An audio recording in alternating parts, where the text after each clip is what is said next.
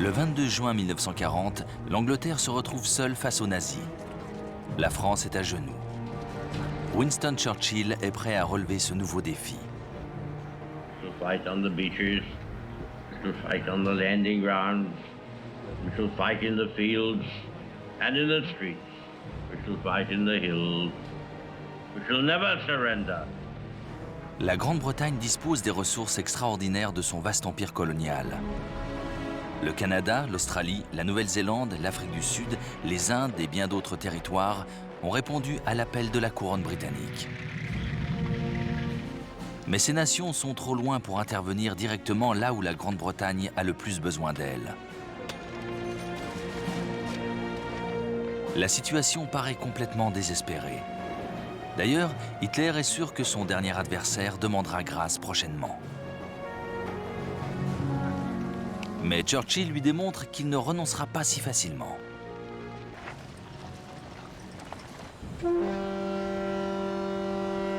À l'entrée du port de Mers el-Kébir au Maroc, la Royal Navy neutralise une escadre composée de 2 cuirassés et de 2 croiseurs français.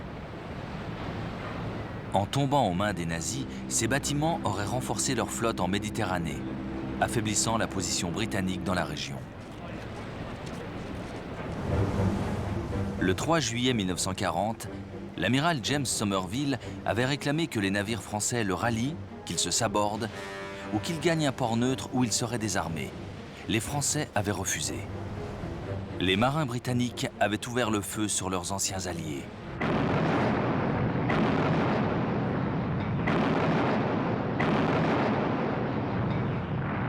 Détruisant ou endommageant 3 des navires de la flotte française. Plus de 1300 matelots français devaient périr dans l'attaque. La détermination de Churchill n'impressionne pas Adolf Hitler. Le 19 juillet, plus d'1 million de personnes l'acclament à Berlin. L'heure du triomphe est enfin arrivée. Ce même jour, lors d'un discours devant le Reichstag, le Parlement allemand, il définit les conditions de paix avec la Grande-Bretagne. Et il s'avère très généreux. Le Royaume-Uni conservera son empire. En contrepartie, Hitler veut garder les mains libres en Europe.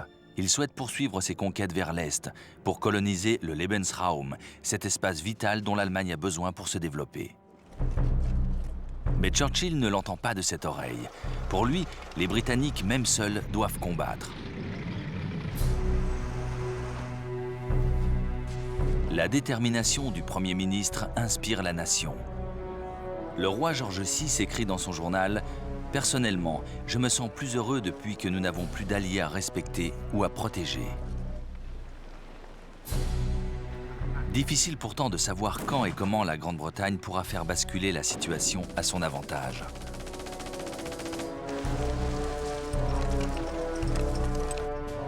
Certes, l'armée britannique a survécu à l'épreuve de Dunkerque, mais lors de l'évacuation, elle a perdu la plupart de ses chars, de son artillerie et de ses moyens de transport.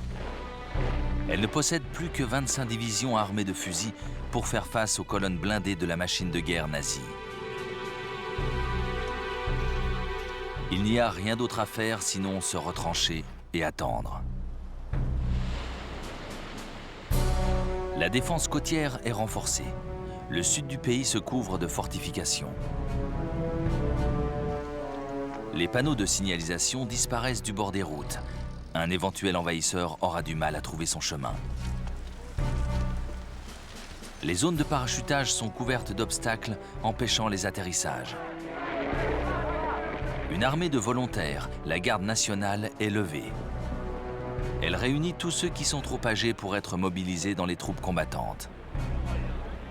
Dès la fin du mois de juin 1940, 500 000 hommes ont rejoint les rangs de cette force d'appoint.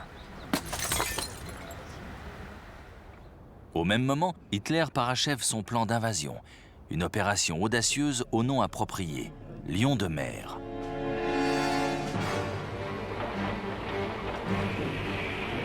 « 20 divisions seraient expédiées le long des côtes méridionales de l'Angleterre. Des barges sont réquisitionnées dans le nord-ouest de l'Europe et converties à la hâte en péniches de débarquement. Les troupes sont entraînées à la manœuvre. Mais malgré les bravades d'Hitler, l'état-major allemand demeure inquiet. Le Führer semble considérer que la Manche n'est qu'une simple rivière facile à franchir. C'est ignorer que la flotte britannique reste la plus importante du monde. Bien sûr, elle est déployée sur tous les océans de la planète, mais malgré cela, les navires défendant les îles britanniques surpassent encore en nombre les forces navales allemandes. Le chef de la flotte nazie, l'amiral Erich Raeder, n'est pas sûr de pouvoir contrôler la Manche assez longtemps pour permettre aux troupes de débarquement de la traverser. L'armée allemande possède pourtant un atout de taille, la supériorité sans conteste de la Luftwaffe.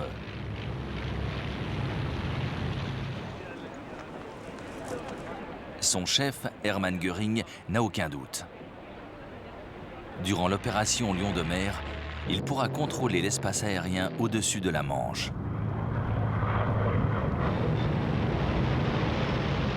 Le 10 juillet, des meutes de chasseurs allemands débutent leur raid sur les navires empruntant le Channel.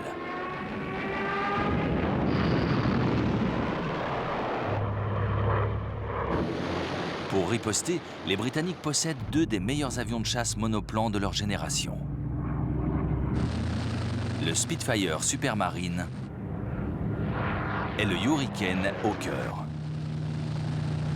Le Spitfire est sensiblement plus rapide et plus maniable que son rival allemand, le Messerschmitt Bf 109E. Il doit intercepter les formations de bombardiers escortés par les chasseurs nazis. Le Hurricane va devenir la terreur des bombardiers allemands. Mais en juillet 1940, le vice-maréchal de l'air, Hugh Dowding, le chef des forces aériennes britanniques, ne dispose que de 700 avions de chasse. Ils doivent faire face à 2600 chasseurs et bombardiers nazis. Dans la partie qui commence, Dowding sait qu'il devra jouer très serré. La Royal Air Force ne pourra pas faire face à toutes les attaques de la Luftwaffe. Lorsque les agressions contre les bateaux marchands commencent, il décide de ne pas intervenir.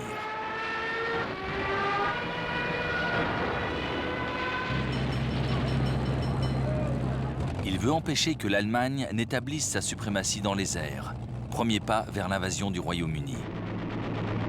Ses forces riposteront uniquement lors des attaques d'envergure. Pour les aider, les Anglais disposent d'une innovation. Le radar. Dès les années 1930, des scientifiques avaient découvert qu'un objet situé très loin pouvait être détecté grâce à un simple signal radio. La réverbération du signal sur la cible révélait sa position. En Grande-Bretagne, une équipe de spécialistes dirigée par Robert Watson-Watt avait commencé à développer le radar. Son but ? Repérer l'approche d'une formation aérienne ennemie à longue distance.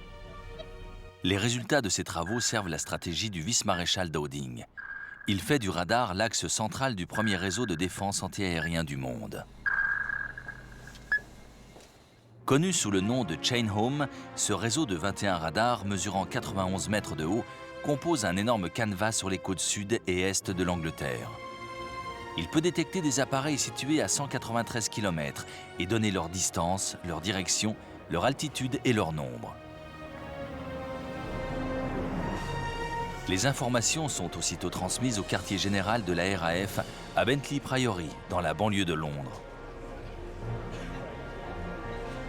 Là, elles sont immédiatement traitées. Le centre de commandement des opérations aériennes est averti en cas de raid d'envergure. Les contrôleurs préviennent la base de la RAF la plus proche en précisant le nombre exact de chasseurs nécessaires à l'intervention.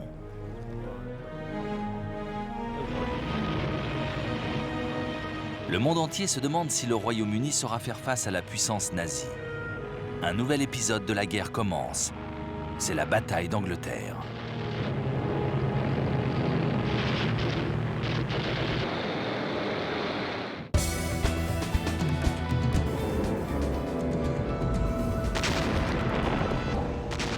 Nuit après nuit, les villes sont écrasées sous les bombes nazies.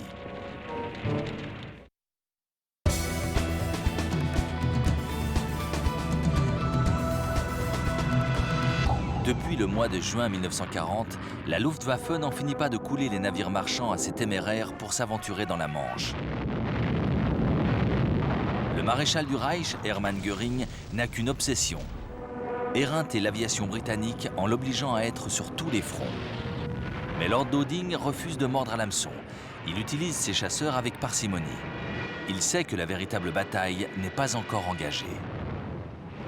Göring, quant à lui, compte beaucoup sur son rouleau compresseur aérien. Une armada composée de 1300 bombardiers, Dornier DO-17S, Heinkel HE-111S et Junkers JU-88S. Chaque appareil emporte 1800 kg de bombes.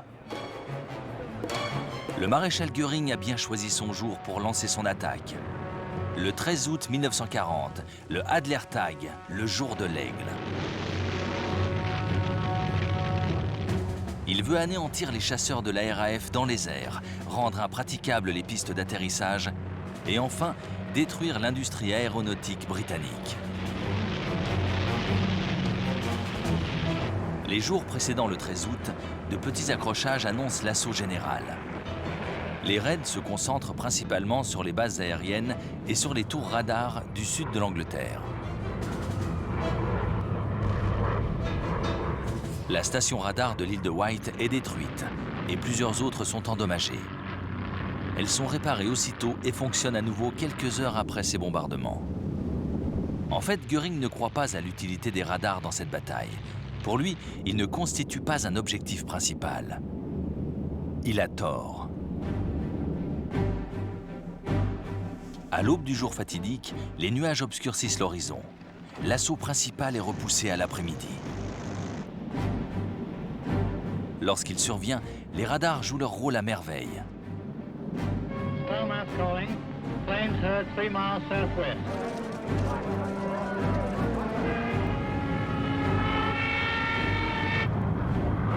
Malgré ça, la plupart des bases du sud de l'Angleterre sont durement frappées.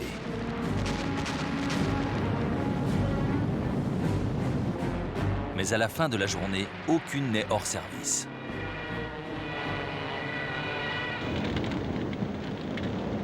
En revanche, la Luftwaffe a perdu 46 appareils contre 13 seulement pour la RAF.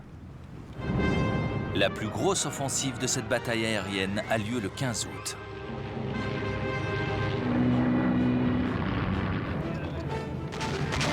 Des vagues de bombardiers lourdement escortés fondent sur les bases de la Royal Air Force. Les pilotes anglais, français ou polonais sont sur la corde raide. Certains réalisent 7 sorties de combat dans la journée. Au crépuscule, le Reich panse ses plaies. Il a perdu 90 appareils. Côté britannique, 42 chasseurs ont été abattus.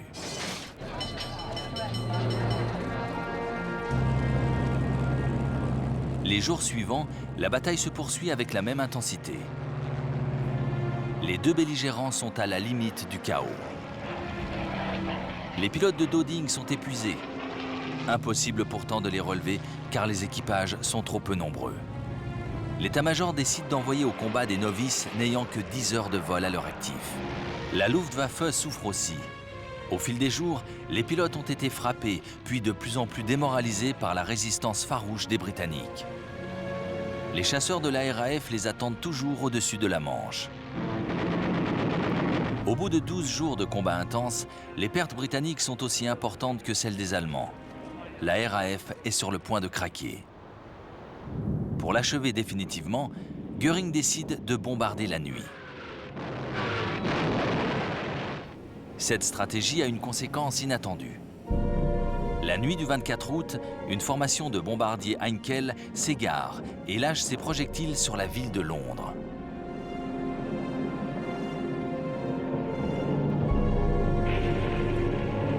C'est la première attaque contre une cible civile. La nuit suivante, 81 bombardiers britanniques frappent Berlin.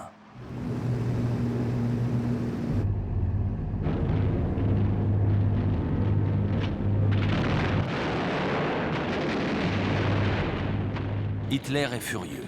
Il exige des représailles massives. Elles interviennent le 7 septembre. Les bombardiers nazis s'en prennent aux docks de Londres et aux quartiers alentours. Plus de 450 personnes meurent au cours de ce raid. Des milliers de maisons sont détruites. Une fois de plus, Göring a commis une grave erreur. En épargnant les terrains d'aviation au moment crucial où la défense faiblissait, il a permis à la Royal Air Force de respirer. Si Göring avait choisi de poursuivre les assauts sur les bases aériennes, la RAF n'aurait pas pu continuer à défendre les cieux. Le 15 septembre au matin, les radars annoncent une attaque massive sur Londres. La première vague de 100 bombardiers et 400 chasseurs est interceptée. Un combat à mort s'engage au-dessus des côtes.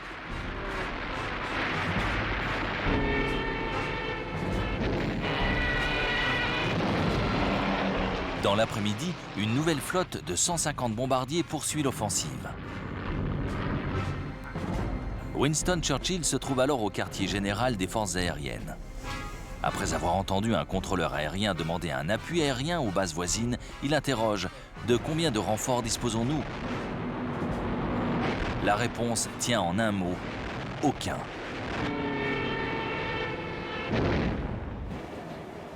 Au fil des jours, il devient de plus en plus évident que les nazis ont échoué à se rendre maîtres des cieux. Le 17 septembre, Hitler reporte l'opération d'invasion. La bataille d'Angleterre ne se termine pas pour autant. Elle se déplace. Hitler essaye une nouvelle tactique. À partir du 5 octobre, les raids en journée sont arrêtés. Les Allemands vont profiter de la nuit pour bombarder les villes anglaises. Nom de code de l'opération Blitz, l'éclair. Jusqu'au 12 novembre 1940, Londres est attaquée toutes les nuits. Le 10 du même mois, le centre de la ville de Coventry est complètement rasé.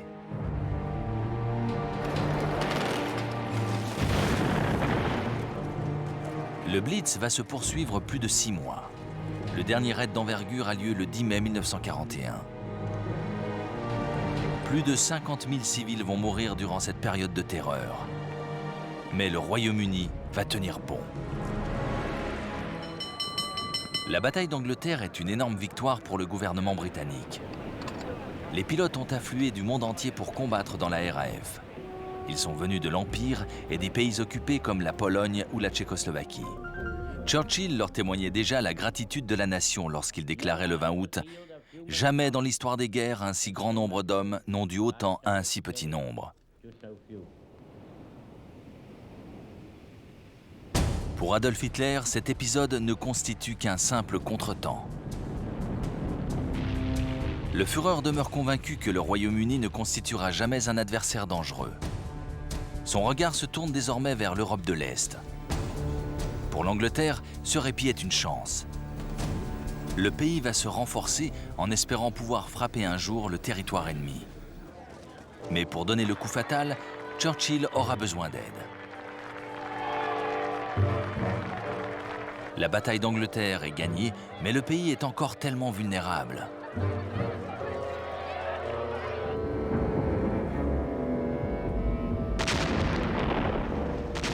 Nuit après nuit, les villes sont écrasées sous les bombes nazies. Les voies de ravitaillement maritime sont constamment coupées. Décidément, Churchill a besoin d'aide. Un seul pays peut le soutenir dans cette lutte, les États-Unis. En juillet 1940, un sondage révèle que 8% seulement des Américains souhaitent que les États-Unis participent au conflit. Churchill fait pression sur le président américain Franklin Delano Roosevelt.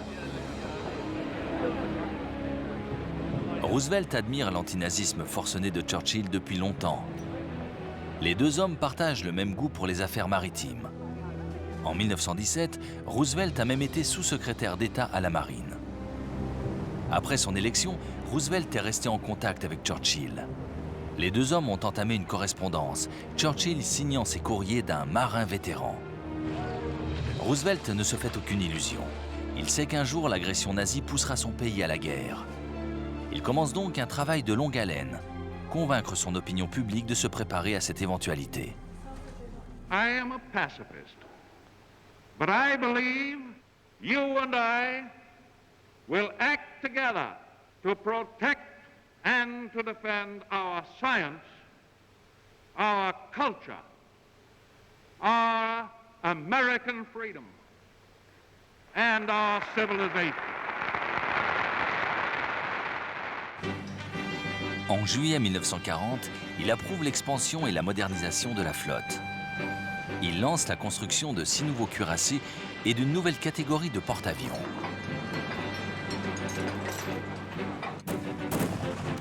Dans les mois qui suivent, le Congrès accepte que la Garde nationale et d'autres unités de réserve soient mobilisées pendant un an. Le même mois, Roosevelt annonce avoir conclu un marché avec les Britanniques. Selon cet accord, les États-Unis leur fourniront 50 destroyers datant de la Première Guerre mondiale en échange d'un bail de 99 ans sur des bases situées au Canada et dans les Caraïbes. La Royal Navy attend depuis si longtemps des navires d'escorte pour protéger ses convois que les destroyers sont livrés avant même que l'accord ne soit signé. Mais la meilleure preuve que Roosevelt a réussi à convaincre ses concitoyens intervient en novembre 1940. Il est réélu à la présidence en battant le candidat isolationniste Wendell Willkie par 27 millions de voix contre 22 à son challenger.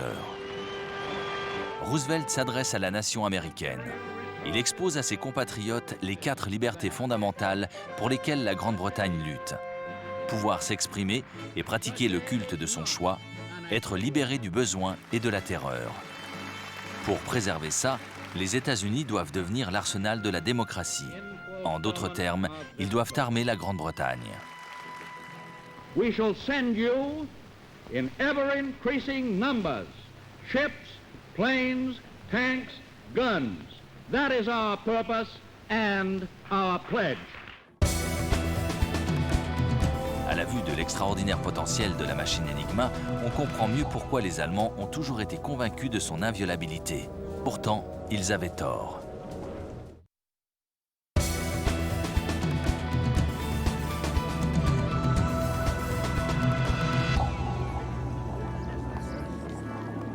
Certains Américains sont bien loin d'être du même avis. L'un des plus influents est l'ambassadeur américain à Londres, Joseph Kennedy, père du futur président des États-Unis, John Fitzgerald Kennedy. C'est un homme d'affaires de Boston. D'origine irlandaise, il a bâti sa fortune en faisant du trafic d'alcool pendant la Prohibition.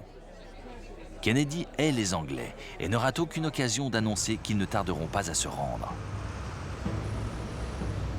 Mais la véhémence de l'ambassadeur est largement contrebalancée par l'admiration grandissante des Américains pour la bravoure du peuple britannique. This is London. I remember the evening of Sunday, December 29th. It was just like any other winter evening. The first bombers were over London at about 6:30.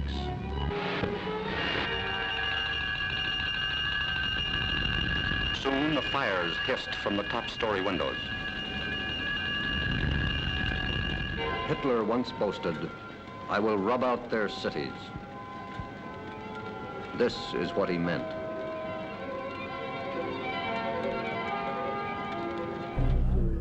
Au mois de janvier 1941, fort de sa réélection, Roosevelt présente ce que l'on appellera la loi pré-bail.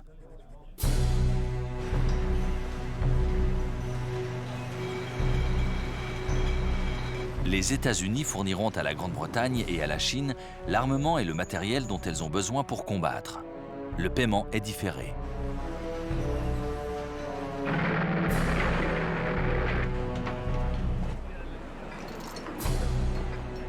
Le pré-bail doit permettre aux Britanniques de faire face.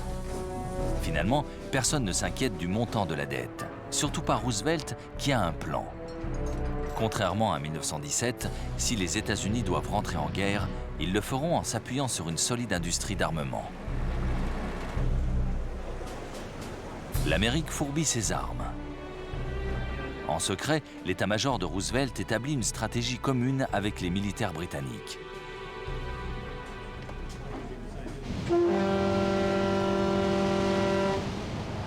Au mois d'avril 1941, le président américain franchit un palier supplémentaire. Il décide d'intervenir en mer pour soutenir le Royaume-Uni. La zone d'intervention militaire est étendue. Désormais, tous les vaisseaux marchands américains devront être protégés par la marine des États-Unis. Au mois de mai, les Marines s'installent au Groenland. En juillet, ils remplacent la garnison britannique stationnée en Islande. La bannière étoilée flotte sur l'Atlantique Nord.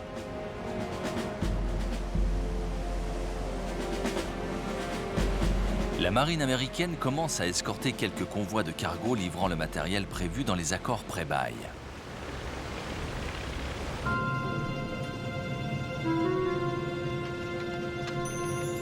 Pour ne pas provoquer l'entrée en guerre des États-Unis, Hitler ordonne aux commandants de sous-marins de ne pas attaquer les navires battant pavillon américain. Mais un incident semble inévitable.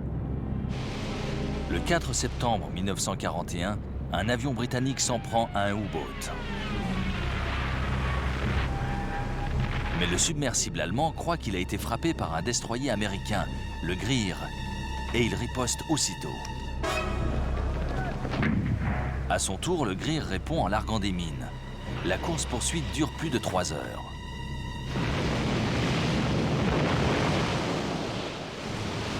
Aucun des deux vaisseaux n'est coulé, mais la tension est montée d'un cran. Le 17 novembre, au cours d'un convoyage vers l'Islande, le destroyer USS Kearny est touché par une torpille allemande. Le commandant du U-boat coupable déclare qu'il s'agit d'un accident. Il visait un navire anglais et malheureusement, le Kearny a croisé la route du projectile. 11 hommes d'équipage ont perdu la vie lors de l'attaque et le destroyer, sérieusement endommagé, doit faire escale dans le port de Reykjavik. Roosevelt proteste, la presse américaine s'insurge, mais l'opinion publique n'est toujours pas prête à accepter l'idée d'une guerre. Pourtant, au mois de décembre 1941, elle va changer d'avis en une seule journée. En attendant, la Grande-Bretagne doit se battre seule. Heureusement, les Britanniques vont bientôt percer un secret essentiel pour vaincre dans cette guerre. C'est un petit manoir, une bâtisse semblable à toutes celles blotties dans la campagne anglaise. Mais Bletchley Park restera dans l'histoire. C'est là que va être réalisée une découverte qui va changer radicalement le cours de la Seconde Guerre mondiale. À Bletchley, les Britanniques travaillent jour et nuit pour décrypter les messages codés allemands.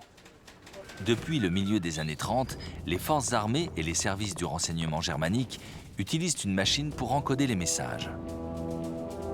C'est la machine de cryptage E, mieux connue sous le nom de Enigma. À la fin des années 20, elle a été conçue et développée à l'intention des hommes d'affaires souhaitant expédier des missives secrètes.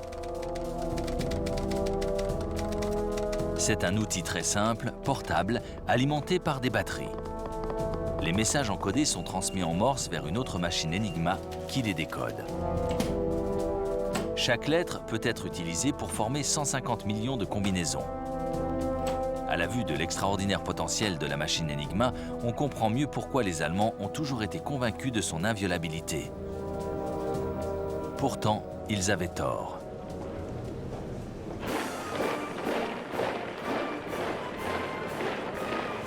Les Polonais avaient déjà pas mal œuvré pour comprendre le fonctionnement de cet appareil.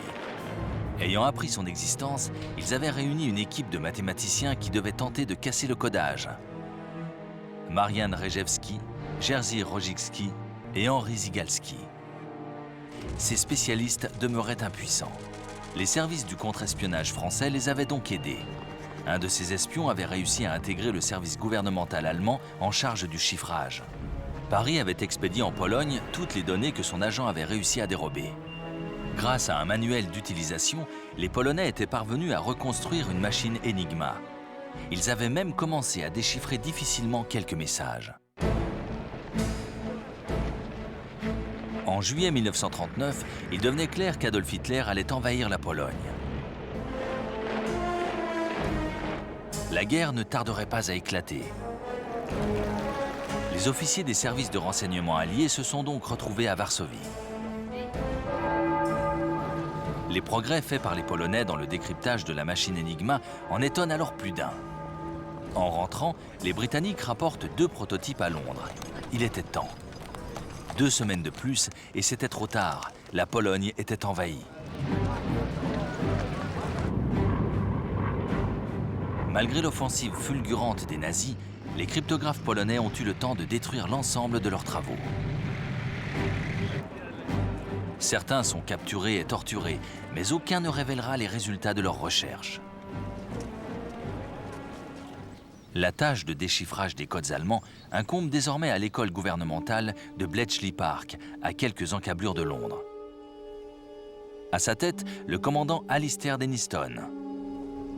Il recrute une étrange bande de mathématiciens, maîtres d'échecs et autres cruciverbistes pour poursuivre le travail entrepris par les Polonais. Parmi ces experts, Alan Turing, un professeur de Cambridge. En 1936, Turing a défini la théorie du calculateur universel, une machine censée résoudre tous les problèmes mathématiques. Il utilise ses compétences pour concevoir des outils de décryptage connus sous le nom de déesse de bronze.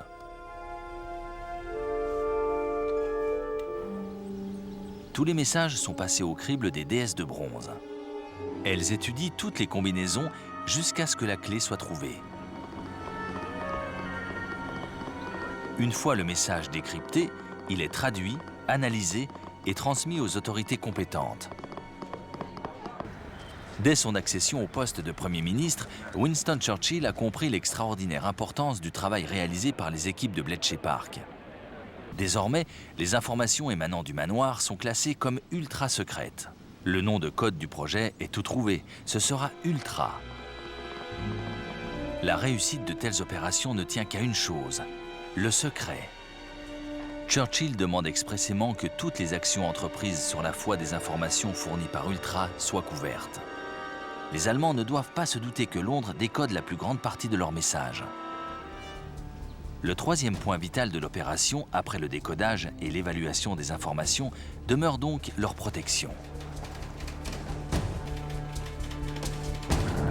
Le projet Ultra va révéler des données vitales concernant les plans d'action nazis. Les attaques à venir ou tout autre renseignement sont archivés dans un énorme système de fichiers. À la fin de la guerre, l'équipe de Bletchley saura décoder les messages aussitôt qu'ils lui parviendront. Les spécialistes déchiffreront la plupart des communications nazies. L'efficacité du système sera telle que l'on dira alors que pour obtenir leurs ordres plus rapidement, les officiers allemands auraient dû téléphoner à Bletchley Park. C'est lors des opérations navales que Ultra va fournir aux Alliés des informations vitales. Le premier exemple intervient dès le 8 juin 1940. Le porte-avions britannique, le Glorious, escorte le convoi du débarquement en Norvège. Les cryptographes décodent alors des messages montrant que les cuirassés Scharnhorst et Gneisenau se dirigent droit sur lui. L'alerte est donnée immédiatement. Mais aussi alarmante que soit cette information, le quartier général de la Royal Navy ne lui donne aucune suite.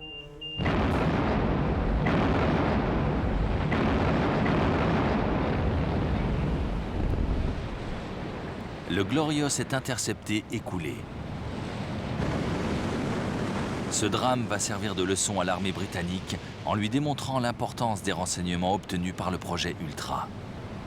L'erreur ne sera plus jamais commise. Churchill reste persuadé que l'opération n'est pas inutile. Entretenir l'esprit de résistance dans les pays occupés permet à des millions de personnes de maintenir l'espoir d'une libération prochaine.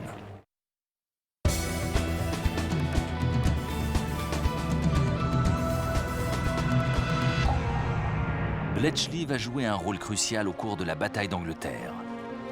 Ces informations donneront une image très précise des forces de la Luftwaffe. Elles fourniront aussi des éléments pour comprendre la stratégie générale adoptée par Hermann Göring. L'ensemble de ces données va permettre au commandant des forces aériennes, le maréchal Hugh Dowding, d'établir une réponse adéquate. En choisissant d'expédier ses chasseurs par petits groupes, en évitant les vagues massives, il va maintenir sa marge de manœuvre et préserver ses appareils. Même si la Grande-Bretagne se retrouve seule face aux nazis, elle possède un atout de taille pour contrecarrer son adversaire.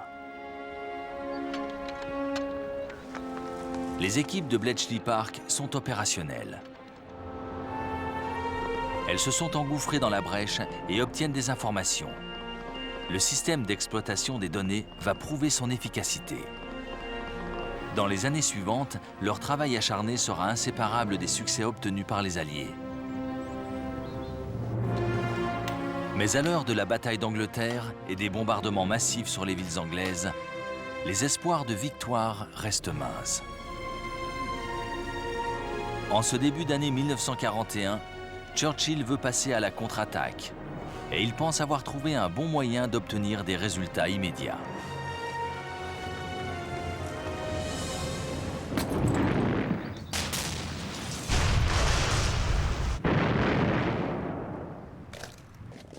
Les nazis occupent la plus grande partie de l'Europe de l'Ouest.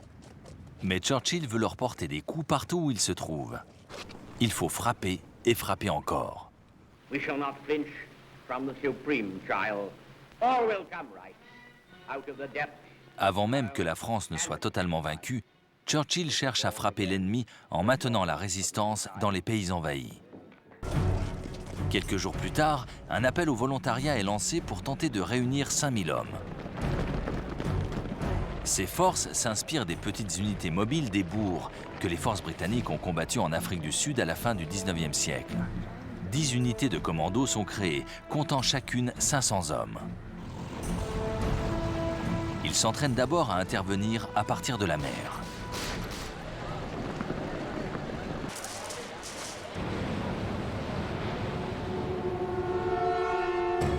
Le 4 mars 1941, 2 unités de commando, accompagnées d'un groupe de démolition, sont débarquées dans les îles Lofoten, au nord de la Norvège.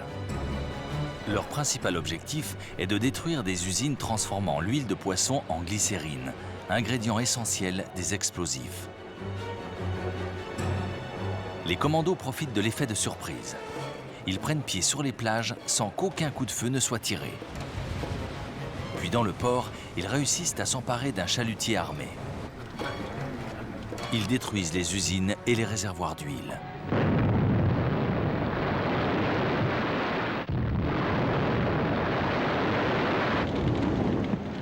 Passant devant le bureau de poste, un officier ne peut s'empêcher d'expédier un télégramme qu'il adresse à Adolf Hitler, Berlin. Votre dernier discours semblait affirmer que, quel que soit le lieu de débarquement des troupes britanniques en Europe, elles seraient accueillies par des soldats allemands. Eh bien, où sont-ils ? Les commandos capturent 60 collaborateurs norvégiens et 225 soldats allemands. Tout ce petit monde rembarque sans déplorer de pertes.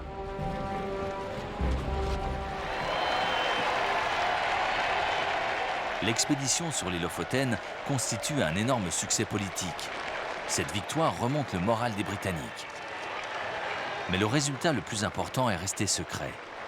L'expédition a permis la saisie d'un lot de rotors pour une machine Enigma. Dans son empressement à jeter par-dessus bord la machine, l'équipage du chalutier armé a oublié de se débarrasser des pièces détachées.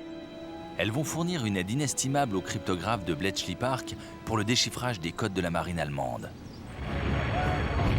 En décembre 1941, 4 unités de commando débarquent dans le port norvégien de Vaagso. Elles sont immédiatement prises à partie par un feu nourri. L'accès à Vaagso est couvert par la petite île de Maaloa, sur laquelle les Allemands ont installé des pièces d'artillerie. L'îlot fortifié est finalement pris, mais les combats pour Vaagso sont intenses. Après plusieurs heures de lutte, la garnison se soumet.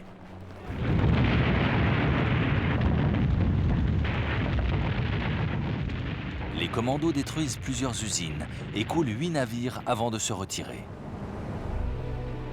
Hitler est furieux. Les représailles sur la population sont terribles. Le Führer est maintenant convaincu qu'il faut défendre la Norvège. À partir de cet événement, près de 250 000 hommes sont maintenus dans cette région. Des troupes très expérimentées qui feront défaut sur d'autres fronts. Aussi efficaces qu'ils puissent être, les raids de commando sont incapables de stopper les nazis. Churchill a besoin d'attaquer différemment. Il décide de soutenir les mouvements de résistance dans les pays occupés. En juillet 1940, le SOE, ou Special Operations Executive, est créé. Il doit, selon l'aveu de Churchill, embraser l'Europe.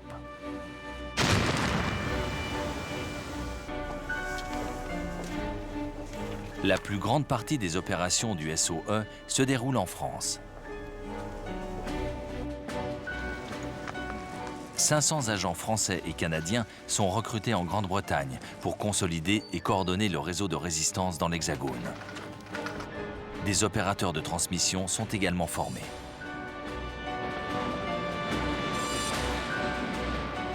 Un problème subsiste. Comment infiltrer les agents présents sur le sol anglais? Les sous-marins, embarcations rapides et bateaux de pêche sont très efficaces, mais les défenses côtières allemandes sont quasiment impénétrables. La seule solution, c'est d'arriver par les airs. En août 1940, une unité spéciale de la RAF est créée. Elle est composée de bombardiers Whitley et de Westland Lysander, un avion de liaison capable de décoller et d'atterrir sur de très courtes distances.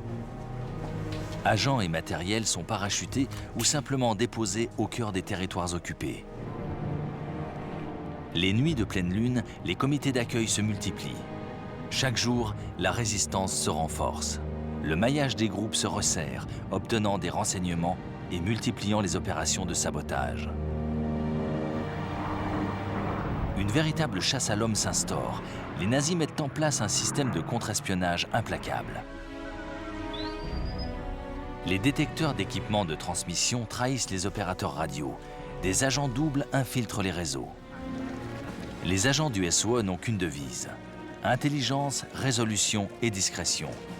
Mais leur espérance de vie est très courte. La Gestapo les traque sans relâche. Beaucoup sont arrêtés et torturés à mort.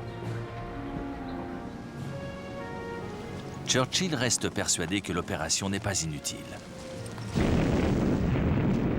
Entretenir l'esprit de résistance dans les pays occupés permet à des millions de personnes de maintenir l'espoir d'une libération prochaine. La BBC, la radio publique britannique, devient la voix de la liberté pour tous ceux qui vivent sous la botte nazie. Elle transmet les nouvelles en plusieurs langues dans tous les pays sous le joug allemand. Grand raid de l'aéronaval allié sur une concentration de transports japonais. Tous ceux qui sont surpris à l'écouter sont abattus sur le champ. Mais le nombre d'auditeurs augmente sans cesse. La BBC a même joué un rôle crucial dans la transmission des messages codés à destination des résistants. Tous les soirs, après les informations de 9 h, les oreilles se font plus attentives. Message très important pour le chef de Gaël. Attention, il va pleuvoir bougrement ce soir.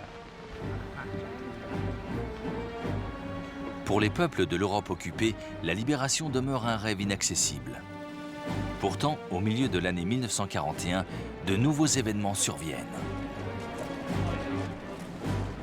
Les Britanniques ne sont plus seuls à combattre le nazisme. Ils ont désormais un allié de poids. Mais ce ne sont pas les États-Unis que Winston Churchill a longtemps courtisés en vain. C'est l'Union soviétique.